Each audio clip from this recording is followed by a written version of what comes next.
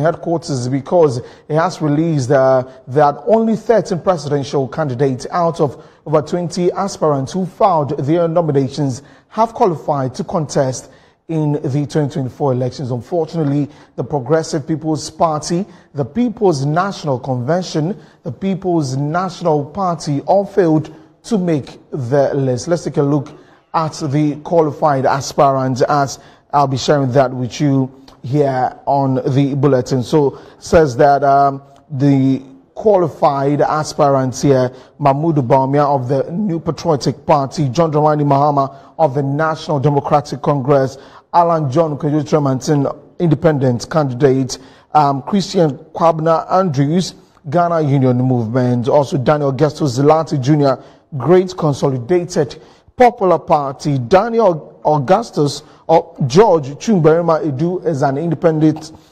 candidate. Also Nana Kwame Bediako independent candidate, Ekuya Donko of the Ghana Freedom Party, Hassan Abdullahi Ayariga of All People's Congress, also Kofi Akpalu of the Liberal Party of Ghana, Mohammed Frimpong of the National Democratic Party, Nana Akosua Frimpong of the Convention People's Party, and Kofi Cranton, who is also an independent candidate. So this statement signed by the Deputy Chairman of Operations at the EC, Samuel Tete. Now would be following up on these and let you know what is happening. But in view of this, we'll be turning our lenses to the minority parties on this particular development. And let's take, Felix Mate of the PPP is joining us on phone right away to talk about this. Hello, Felix. Good afternoon. Thank you for your time here.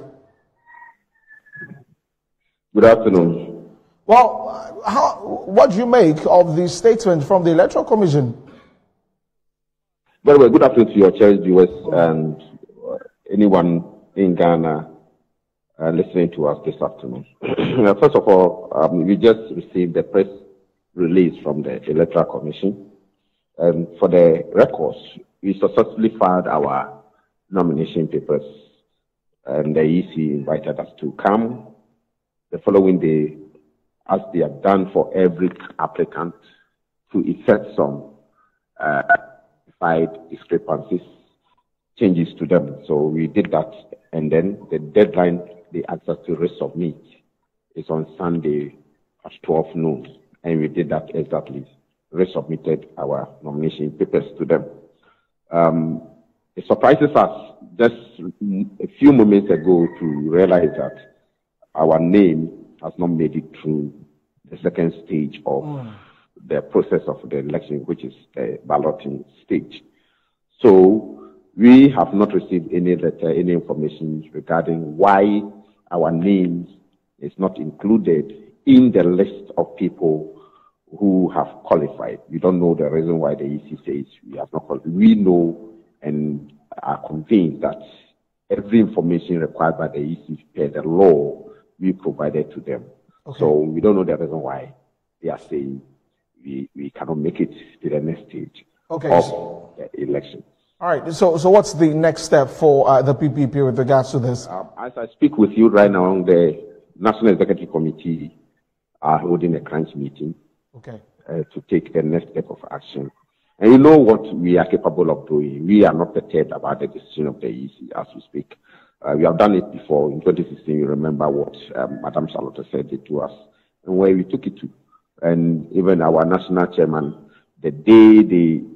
on Friday, the closing day of nominations, when there was media publication, false media publication that the PPP did not meet the deadline and all those things. Our National Chairman, I know for you, to send a signal that if you wound us or you hurt us, we'll sue you. So we are in a meeting right now to decide as to what to do.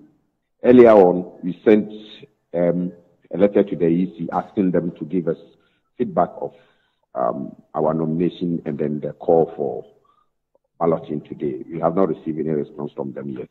And we will take the necessary steps, and the general public will be informed as to what we are going to do going forward into this election.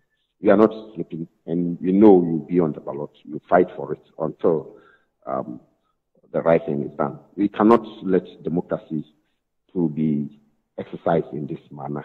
People cannot think that they own democracy, they own the country, and that they can do anything at all that they want to do.